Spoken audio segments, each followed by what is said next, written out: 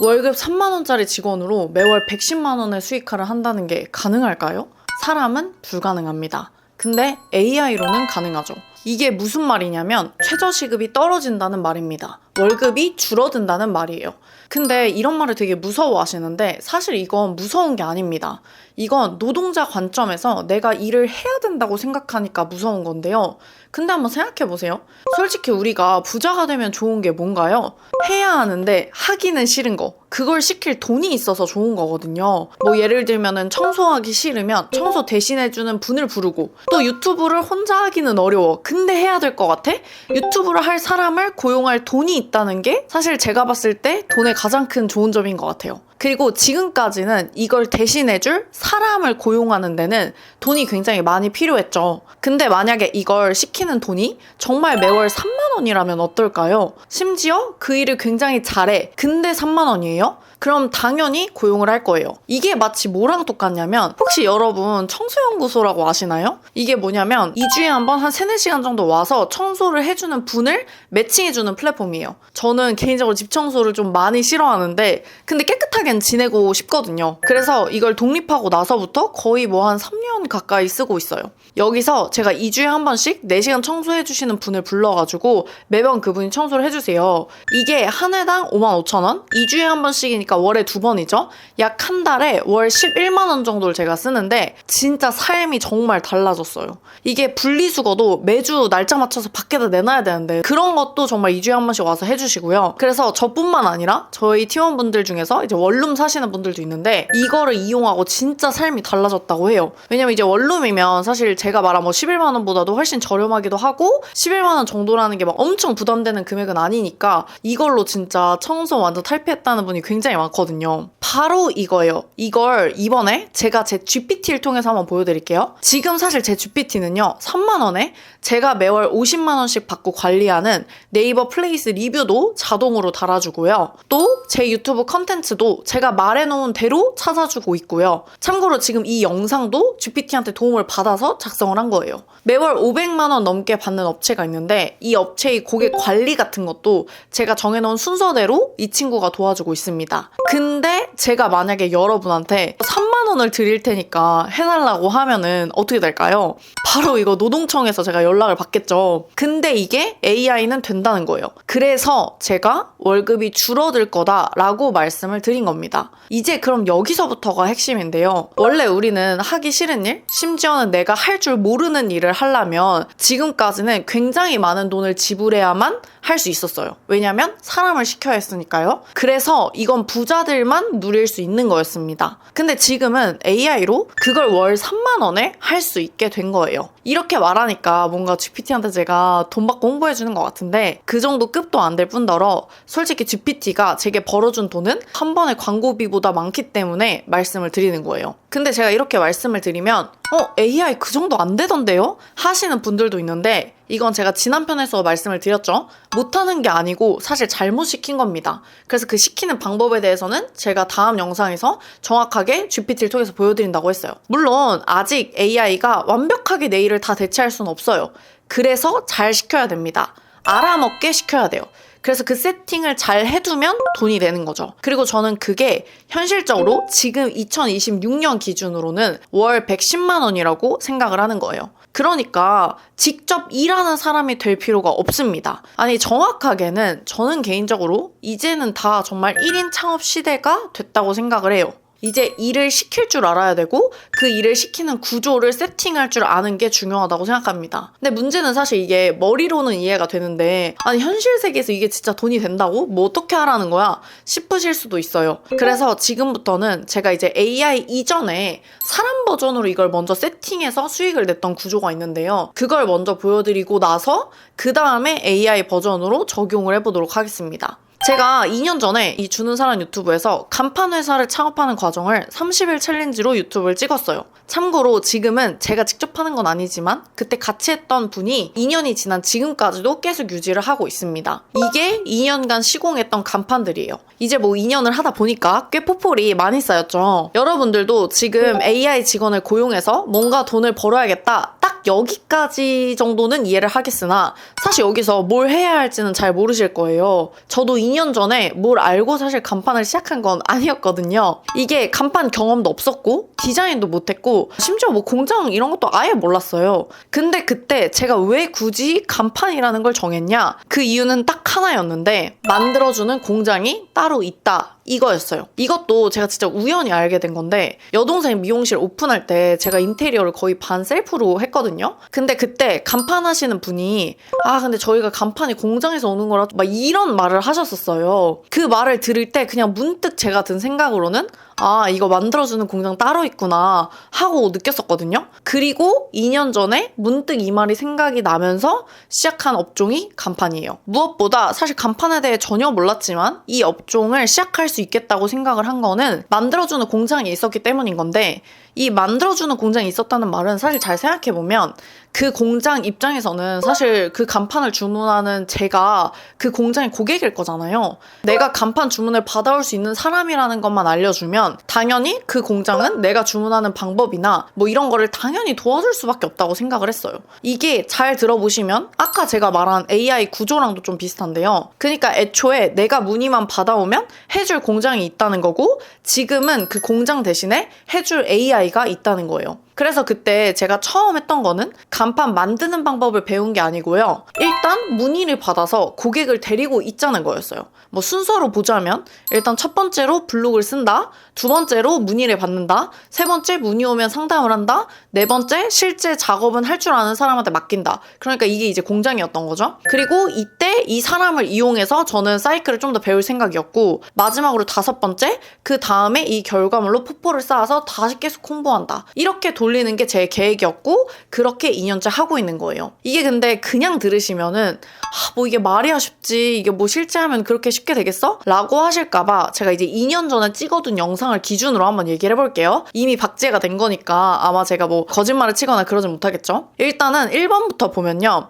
1번 블로그는 제가 처음 시작할 당시 시작한 블로그인데 처음 글 보면은 2024년도 2월에 시작을 했고요. 그리고 꾸준히 지금까지 써왔어요. 벌써 지금 글이 이제 139개 정도 쌓였네요. 이 블로그는 지금 2년째 쓰고 있는 거고 아직도 이 블로그로 문의를 받고 있습니다. 이렇게 블로그를 보고 문의가 오면 상담을 해야겠죠? 당연히 상담을 할 줄 몰랐어요. 그래서 그걸 간판 설치하는 기사님께 배웠습니다. 보통 간판은 이제 공장에서 만들어 오면 그걸 설치해 주시는 분이 따로 있거든요. 그래서 그 설치해 주시는 분한테 어떤 게 필요한 건지 막 이런 거 물어보고 고객한테 설명해주고 그랬었던 거죠. 또 이분들 덕분에 어디 공장이 저렴한지 막 이런 정보들도 다 얻게 됐어요. 왜냐면 당연히 그분 입장에서는 저희가 계약을 따면 당연히 그 알려주신 분한테 맡길 거잖아요. 서로 윈윈이다 보니까 그렇게 도와주시더라고요. 그렇게 상담을 어찌저찌 해가지고 진짜 첫 계약을 했거든요. 그래서 그 첫 계약 과정도 제가 영상을 올렸고 물론 첫 계약은 진짜 문제가 많았습니다. 저희가 잘 모르다 보니까 이 SMPS라고 해서 간판을 설치할 때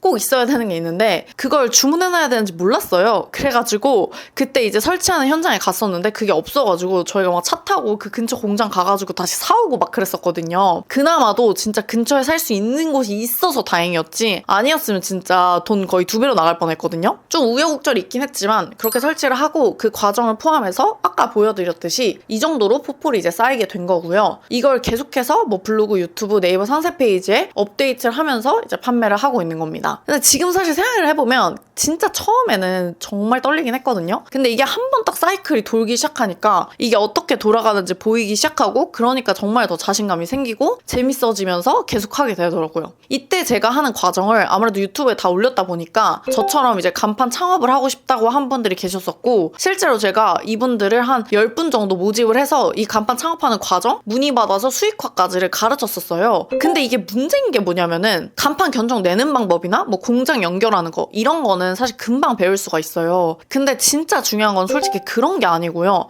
간판 설치하는 고객을 꾸준히 데리고 올 수 있냐 이거거든요. 대부분 많은 분들이 그냥 이렇게 들으면은 간판? 이거 너무 괜찮다. 그럼 진짜 막 견적 낼 줄 알고 공장 컨택하고 그다음에 설치하면은 막 몇백만 원 번다. 이렇게 생각을 하시는데 사실 초반 한두 달은 그렇게 해볼 수 있어요. 근데 문제는 사실 이걸 계속 유지한다는 게 굉장히 어려운 일이거든요. 이게 약간 요즘에 뭐랑 비슷한 거 같냐면 유튜브에 막 쇼츠 셔츠로 월 1,000만 원, 뭐 시니어 롱폼 공략하면 얼마, 뭐 스레드는 아직 블루오션이다, 막 이런 거 있잖아요. 아마 이 영상도 여러분들이 이런 영상을 보다가 보셨을 수도 있어요. 근데 이런 이야기도 저는 거의 비슷한 문맥이라고 생각하는데, 뭔가 돈을 번다고 하면 새 도구, 새 플랫폼, 새 방법 이런 거에 꽂히게 되는 경우가 많은 것 같아요. 그리고 그런 이야기들은 대부분 다 자기 강의로 연결하려고 하는 거거든요. 그러다 보니까 요즘에 강의도 보면은 진짜 막 엄청 세부적으로 나옵니다. 뭐 릴스만 하더라도 릴스 편집법, 촬영법, 뭐 컨셉 정하기 거의 끝도 없어요. 근데 저는 방금 보여드린 간판 사례를 포함해서 어떤 특정 업종이나 방법으로 돈을 벌었다 하는 거는 다 유효기간이 있다고 생각을 해요. 그리고 솔직히 그걸 하는 사람이 강의를 판다? 그거는 자기 경쟁자를 만드는 건데, 그걸 감안하고서라도 한다는 거는 사실 그 방법이 경쟁이 이미 치열해졌고 그래서 난이도가 올라갔다는 말이에요. 근데 이걸 마치 쉬운데 몰라서 안 해요, 이런 식으로 강의를 파니까 아무래도 진짜 도움이 될 분이 강의를 듣는 게 아니라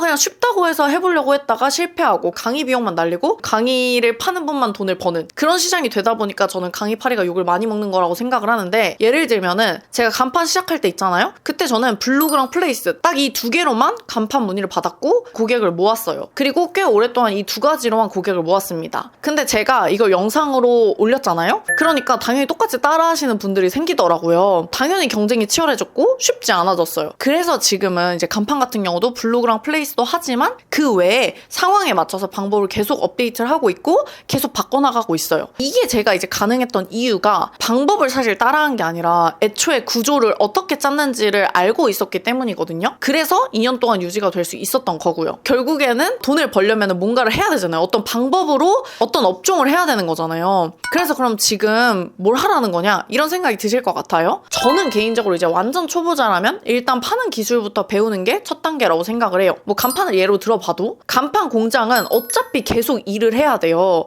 근데 지금 이 노동력의 가치는 계속 떨어지고 있습니다. 개인적으로 저는 진짜 5년 안에는 거의 모든 사람이 뭐 최소한 프리랜서 아니면은 정말 1인 창업 시대가 될 거라고 생각을 하거든요. 근데 그러려면은 결국에는 뭔가를 팔 줄 알아야 됩니다. 그리고 솔직히 한번 잘 생각을 해보세요. 지금도 파는 기술을 가진 사람이 누구랑 일할지를 선택하는 위치에 있습니다. 원래 저희 간판 같은 경우도 처음에는 저희가 막 간판 공장을 막 찾아가지고 그 중에서 그나마 저렴한 하나에서 주문을 계속했어요. 근데 이걸 계속 잘 팔고 있으니까 더 다양한 재료를 더 저렴하게 만들어주는 공장에서 자기한테 주문하라고 연락이 오더라고요. 그리고 제가 여러 업종 마케팅을 하면서 느낀 건데, 이게 어떤 시장이든 항상 부족한 거는 솔직히 일하는 사람이 부족한 게 아니고요, 고객을 데리고 오는 사람이 부족합니다. 근데 여기서 이제 문제가 하나 생기죠. 이걸 파는 기술이라도 어쨌든 뭘 배우려면 팔 게 있어야 파는 기술을 배울 수 있는 거잖아요. 그래서 이걸 이제 정해야 되는데, 제가 해본 결과 이제 두 가지 조건이 있습니다. 일단 첫 번째로는 내가 직접 노동을 해서 버는 구조가 아니고요, 시켜서 돈을 벌 수 있는 구조인 업종을 해야 돼요. 제가 2년 전에 간판 왜 했다고 했죠? 간판을 만들어주는 공장이 있어서 시작을 했던 거예요. 이게 지금 2026년에는 이제 공장 대신에 AI가 되겠죠? 그래서 지금은 시키는 구조를 만들려면 AI가 만들 수 있는 걸 팔아야 됩니다. 그리고 제가 간판 공장에 간판 주문 넣는 방법을 배워서 판 것처럼 여러분도 AI를 시켜서 AI가 해준 일로 돈을 벌어야 되는 거죠. 그다음에 두 번째는 우리는 지금 사실 완전 초보잖아요? 근데 여기서 뭐라도 팔려고 뭐 만드는 걸 배우고 그 다음에 팔기까지 하면은 시간이 너무 오래 걸려요. 그냥 파는 기술 자체를 배우면서 뭘 배우지 않아도 팔 수 있는 그런 거를 선택해야 됩니다. 아니면은 나 뭐 팔지? 이거 고민하다가 지치고 뭐 부업이건 자식건 아무것도 못하게 돼요. 이 두 가지 조건을 맞으면 뭘 해도 상관이 없다고 생각을 하는데, 이미 팔 게 있는 분이라면 그냥 1번만 맞추면 되겠죠? 근데 저는 사실 팔 게 없었어요. 그래서 그냥 파는 기술 자체를 팔면 안 되나? 라는 생각 때문에 마케팅 대행을 시작했던 겁니다. 솔직히 제가 마케팅 대행을 시작했던 6년 전에는 AI 시대 뭐 이런 걸 꿈꾼 건 아니지만 제품을 만들 실력도 없었고 뭐 전문 지식 이런 거 없었으니까 그냥 파는 기술 자체를 팔기로 한 거예요. 지금 말하는 이 구조의 시작점이었습니다. 그리고 오히려 이게 되니까 간판? 이거 진짜 이 구조에 딱 들어맞는 거네? 라는 생각이 들어서 간판도 돈 되겠다라는 게 보이게 되고 그러면서 시작을 할 수 있었던 것 같아요. 제가 1편에서 월 3만원짜리 AI 직원으로 월 110만원을 벌 수 있다고 말씀을 드렸는데, 그것도 제가 이 마케팅 대행 업종을 기준으로 말씀드린 거였던 거죠. 보통 마케팅 대행에서 초보자가 가장 쉽게 팔 수 있는 게 이제 블로그랑 플레이스 이런 건데요. 이제 블로그 기준으로 계산을 한번 해보면 한 업체당 이제 평균 한 월 50만 원 정도의 계약을 하거든요. 근데 이 업체를 따기 위해서는 보통 3개월 정도 세팅 기간이 필요합니다. 그래서 그렇게 잘 세팅을 해두면 보통 한 2개 정도 업체를 맡을 수가 있어요. 그게 이제 계산해보면 매월 50만 원씩 2개 업체 100만 원이 되는 거죠. 여기에다 이제 부가세를 받으니까 부가세 10만 원까지 해서 총 매월 110만 원을 벌 수 있다. 이렇게 말씀을 드린 거예요. 근데 제가 처음에도 말씀을 드렸지만 여기서 정말 주의하실 거는 제가 알려드리는 마케팅 대행은 사실 한 방법일 뿐이에요. 이 방법으로 그냥 파는 기술을 배우는 게 중요한 거지 이 마케팅 대행 자체는 그냥 그 파는 기술을 배우는 어떤 수단이라고 생각하시면 좋을 것 같아요. 그래서 제가 드리고 싶은 건 이제 파는 기술과 시스템을 만들어보는 그 경험 그게 정말 중요하다고 생각합니다. 근데 한 가지 말씀을 드릴 건 마케팅 대행이라는 업종 자체가 이미 경쟁이 굉장히 많이 치열해졌어요. 그래서 그냥 생초보가 하기는 정말 쉽지 않습니다. 근데 문제는 저는 AI 시대를 대비하려면 이 마케팅을 모르는 게 파는 기술을 갖지 않으면 그냥 안 된다고 생각해요. 그래서 어렵지만 그래도 배우셔야 된다고 생각을 합니다. 물론 제가 이렇게 말씀을 드리면 의문이 생기실 것 같아요. 아니 너 이거 왜 알려주냐? 그냥 돈이 더 되면은 너가 대행 더 따서 하면 되잖아. 뭐 이렇게 생각하실 수도 있어요. 근데 문제는 뭐냐면 저도 할 수만 있다면 그냥 저 혼자서 그렇게 하고 싶은데 근데 이게 마케팅이라는 게 서비스업이잖아요? 그러다 보니까 결국에는 잘하는 사람을 얼마나 데리고 있냐 이게 정말 중요하더라고요. 예를 들면은 지난 시간에도 보여드렸지만 저는 이제 저희 업체에서 이런 식으로 고객 관리를 하는 거 이런 거를 다 만들어주고 하는데 이런 거를 다 이해하고 같이 해줄 사람이 필요해요. 근데 이런 사람을 제가 막 사람인이나 알바몬 막 당근 알바 이런 데서 구할 수가 없더라고요. 왜 예를 들면은 인테리어 회사 제가 1편에서도 예시를 드렸는데 인테리어 회사도 당연히 그 인테리어 회사가 잘하려면은 자기가 외주를 주는 도배면 도배, 뭐 목수면 목수, 간판이면 간판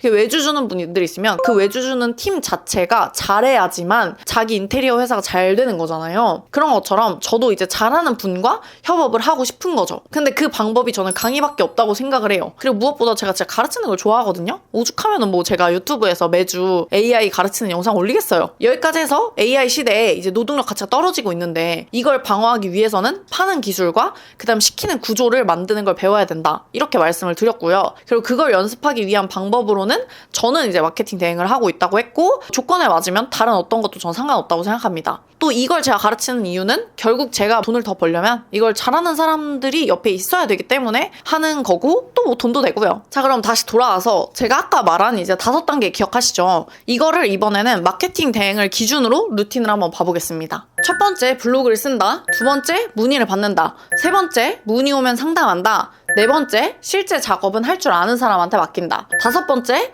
그 결과물로 포포를 쌓아서 다시 홍보한다. 이거를 이제 똑같이 하면 되는데요. 하나하나 봐볼게요. 먼저 1번 블로그를 쓴다입니다. 아니 지금 뭐 유튜브도 있고 인스타도 있고 뭐 스레드도 있고 얼마나 많은데 뭐 AI 시대에 이미 다 지난 블로그인가요? 뭐 심지어 네이버를 이제 점점 더 안 쓸 수도 있는데 무슨 네이버 블로그를 해요? 뭐 이렇게 생각하실 수도 있어요.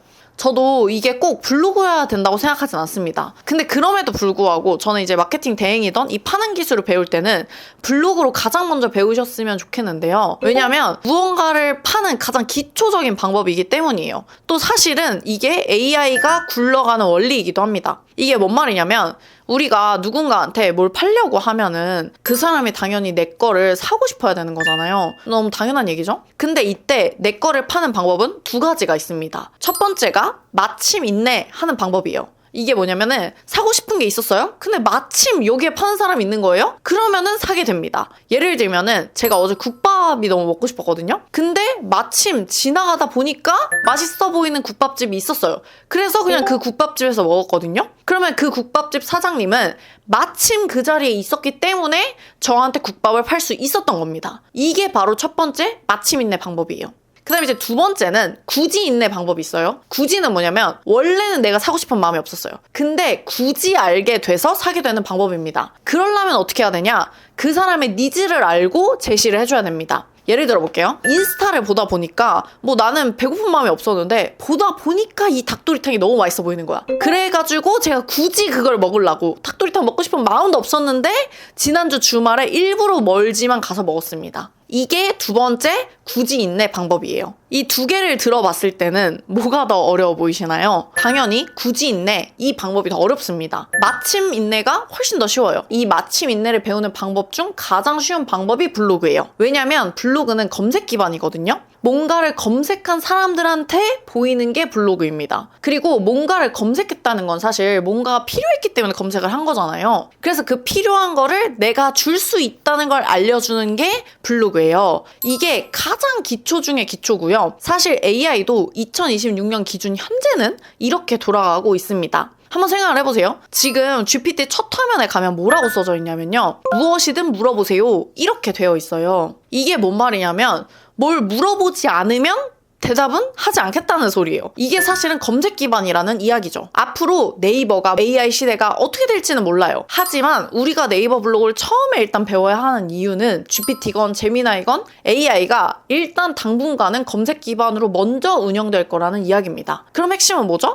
여기서 사람들이 GPT에 검색을 하던 네이버에 검색을 하던 검색을 했을 때 내 거를 보이게 하는 방법을 알아야 돼요. 이거를 SEO라고 말을 하고요. 검색 엔진 최적화라고도 부릅니다. 이게 네이버 블로그가 완전 똑같이 운영이 되고 있어요. 그래서 제가 아까 뭐 수단이니 방법이니 이런 거에 집중하지 말라고 하는 이유가 뭐냐면 네이버 블로그를 배우는 건요. 사실 수단이에요. 여기서 배워야 되는 핵심은 사람들이 검색을 했을 때 내 거를 보게 하는 그 방법을 알아야 되는 거예요. 그래서 처음에도 말씀드렸지만 어떤 딱 한 가지 방법을 배우려고 하지 마시고 이 방법이 내가 이 구조를 배우는 수단으로만 활용하시면 좋을 것 같다. 왜냐면 어떤 특정 방법은 유효기간이 있을 확률이 높기 때문에 그렇습니다. 여기서 그러면 이제 블로그를 제대로 할 줄 알려면 어떻게 해야 되냐면 사람들이 이제 사고 싶다는 감정이 들면 검색을 한다고 했잖아요. 그럼 그럴 때 어떤 생각을 가지고 검색을 하는지 또 뭘 검색하는지 그리고 검색을 했을 때 다른 사람 게 아니라 내 블로그를 보게 하려면 왜냐면 검색을 하다 보면 내 블로그만 보이는 게 아니라 여러 개가 보일 거 아니에요. 그 중에서 내 블로그를 보게 하려면 어떻게 해야 되는지 마지막으로는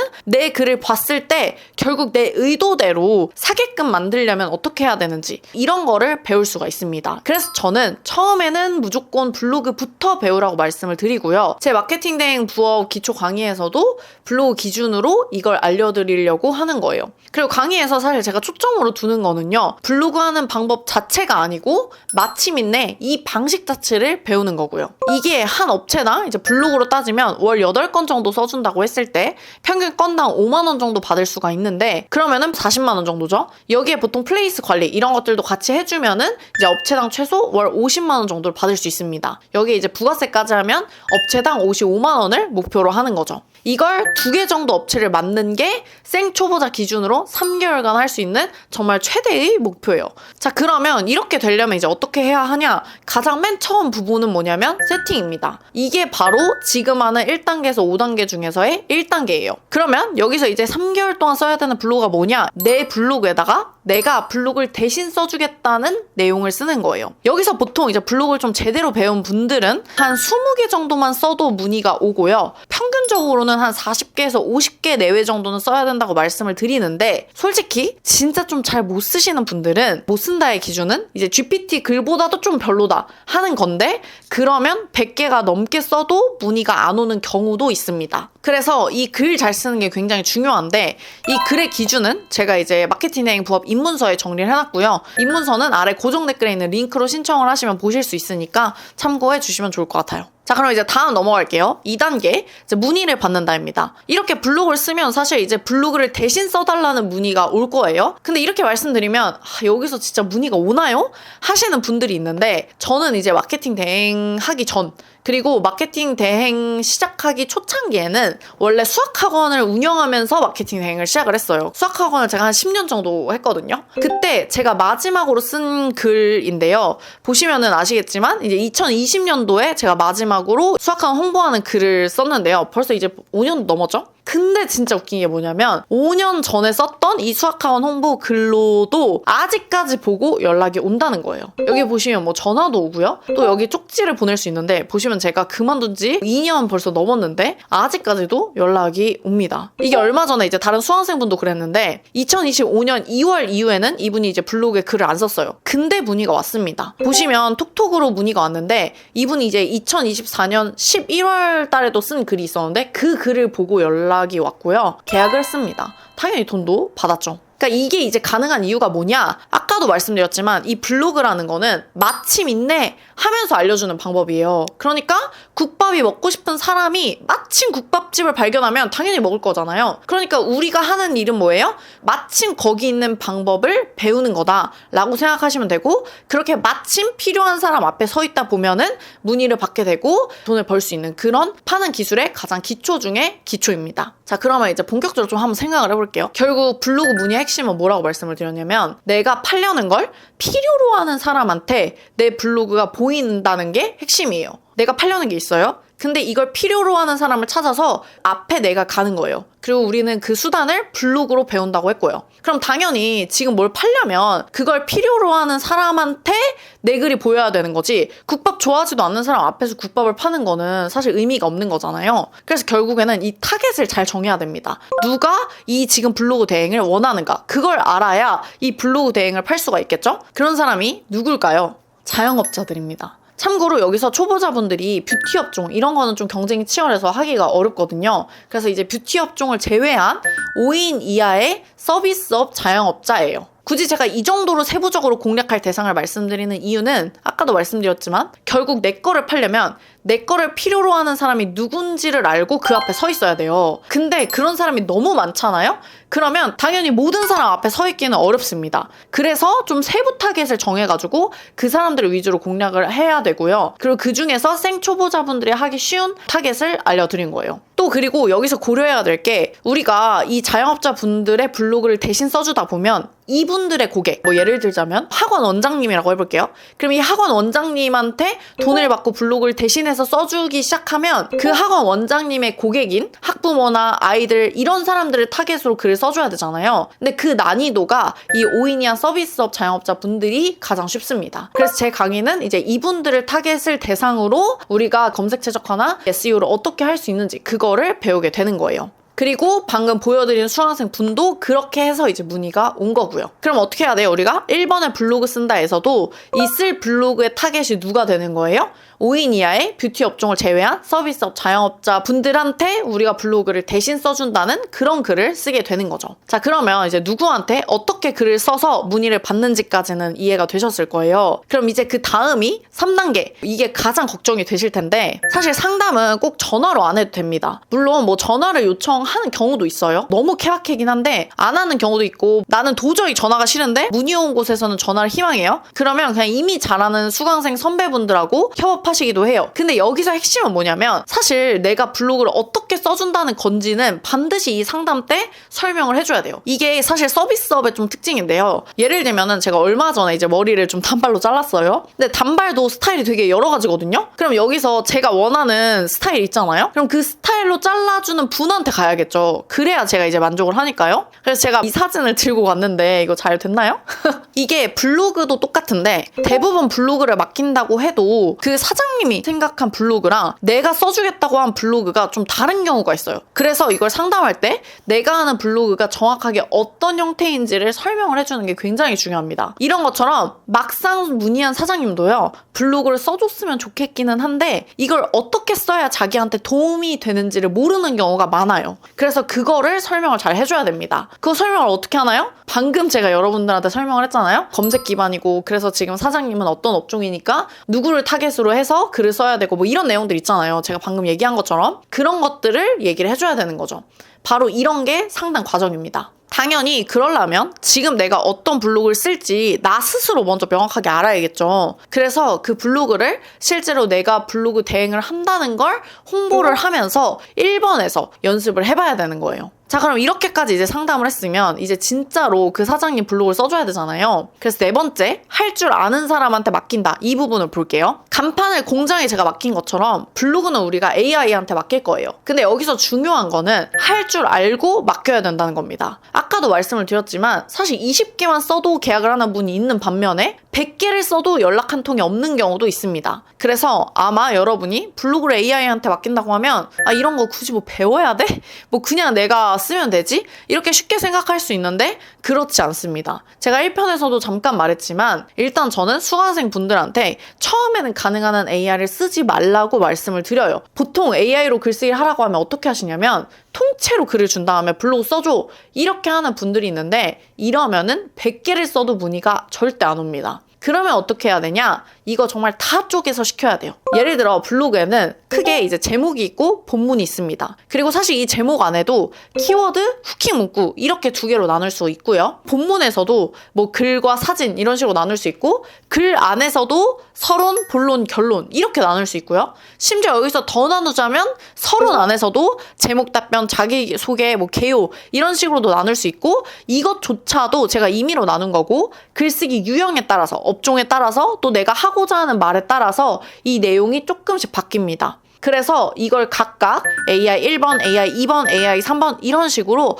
쪼개서 시켜야만 그 퀄리티가 유지가 돼요. 그리고 그거에 맞춰서 AI도 학습을 시켜야 되는 거죠. 당연히 스스로 이거를 할 줄 모르면 AI한테 제대로 못 시키겠죠. 그래서 처음부터 AI를 쓰는 습관보다는 100개를 써도 문의가 안 오는 그런 글이 뭔지를 알고 그다음 이 AI를 어떻게 다루는지에 대한 거를 먼저 이 글에 대한 이해를 가지고 나서 쓰는 방식으로 알려드리고 있어요. 그래서 여러분도 공부를 하실 때 이걸 한 번에 통째로 글을 쓰려고 하지 마시고 글을 쪼개서 또 AI한테 시킬 때도 쪼개서 시키는 걸 먼저 연습해 보시면 좋을 것 같습니다. 이 쪼개서 시키는 건 제가 1편에서 굉장히 중요성을 말씀을 드렸기 때문에 이 1편 내용 참고하시면 좋을 것 같아요. 자, 그럼 여기까지 이해가 되었으면 사실 결국 이게 돼야 되는데 마지막 5번 포포를 쌓아서 다시 홍보한다. 사실 5단계까지 오면 저는 이제 시키는 구조가 세팅이 완료된 거라고 봐요. 여기까지 만약에 되잖아요? 그러면 일은 이제 점점 덜 할 수 있고요. 대신 수익은 늘어납니다. 사실 이게 서비스업 치고 굉장히 예외의 케이스인데요. 원래 서비스업은 돈을 많이 못 버는 가장 큰 이유가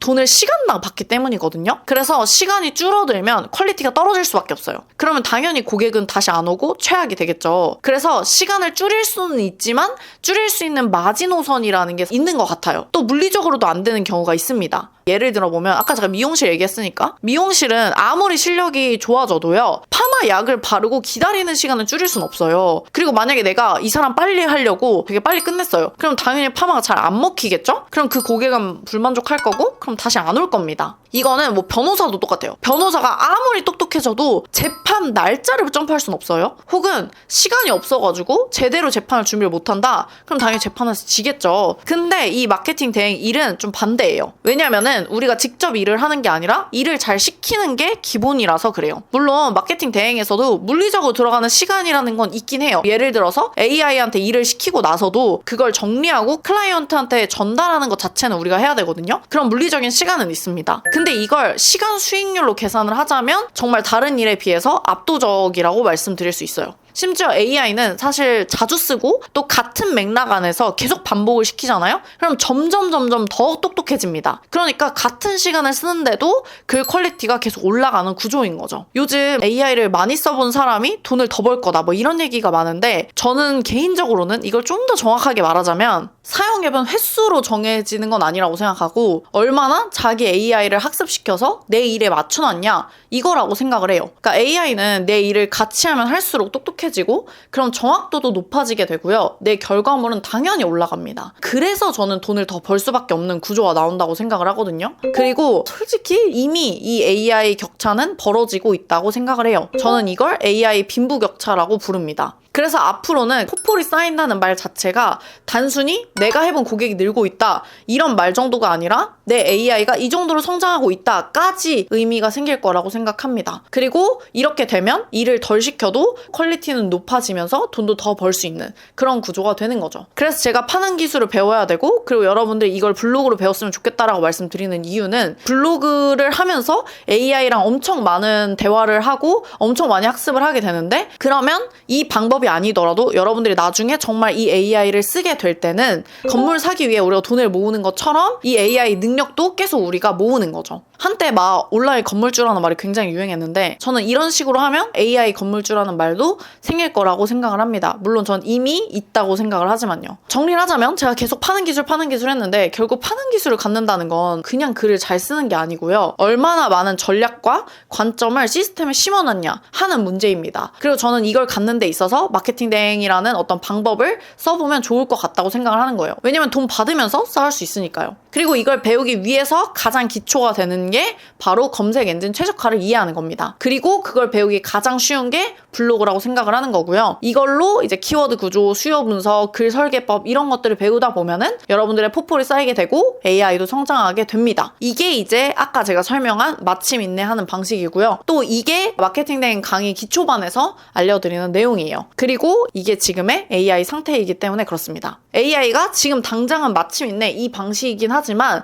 저는 아마 곧 바뀔지 모른다고 생각을 해요. 바로 추천 기반으로요. 예를 들면은 유튜브나 인스타, 넷플릭스 이런 거 같은 경우는 내가 굳이 검색하지 않아도 화면 홈에 딱 들어가기만 하면 내가 좋아할 만한 영상들이 따라락 뜨잖아요. 미리 예측해서 보여주는 시스템입니다. 이게 이제 추천 기반인데 살 사람을 예측해서 다가가는 거죠. 바로 이게 이제 굳이 인내 방식인데요. 그 사람들이 뭐가 필요하다고 생각하기 전에 내가 그냥 미리 이 사람은 필요할 거야 라고 예측해서 선행적으로 대안을 제시하는 방법이 바로 이 굳이 인내 방식인데 이걸 하려면 당연히 이미 사고 싶은 사람한테 팔 줄 알아야 미리 예측하고 파는 걸 할 수 있겠죠. 그렇기 때문에 이 굳이 인내 방식은 중급반에서 배웁니다. 참고로 이거를 가장 배우기 쉬운 게 이제 유튜브 쇼츠랑 인스타 릴스 이런 숏폼인데 이것까지 이제 할 줄 알면은 보통 한 업체당 최소 100에서 200만 원 정도를 받을 수가 있어요. 아마 AI가 저는 점점 여기까지 가게 될 거라고 생각하고 그래서 여기까지도 배워야 된다고 생각을 합니다. 그러면 우리는 지금 뭘 해야 될까요? 첫 시작부터 당연히 해야겠죠. 시키는 구조를 만드는 것입니다. 그래야 노동의 가치가 떨어지는 것만큼 방어가 가능하니까요. 오늘 제가 한 이야기는 아래 입문서에 구체적으로 좀 더 자세하게 정리를 해놨으니까요. 한번 입문서를 보시고 오늘 내용을 좀 복습해보시면 좀 더 정리가 잘 되실 것 같습니다. 오늘 여기까지 해서 이제 마케팅 대행 부업을 월 3만원짜리 AI를 시켜서 월 110만원 버는 과정에 대해서 앞으로 어떻게 해야 되는지를 말씀드렸는데요. 이렇게 알려드려도 이해를 잘 못하실 수도 있을까봐 다음 시간에는 제가 GPT로 실제 제 유튜브 컨텐츠를 어떻게 만드는지를 보여드리려고 합니다. 그러면 바로 이어서 다음 강의 가시죠.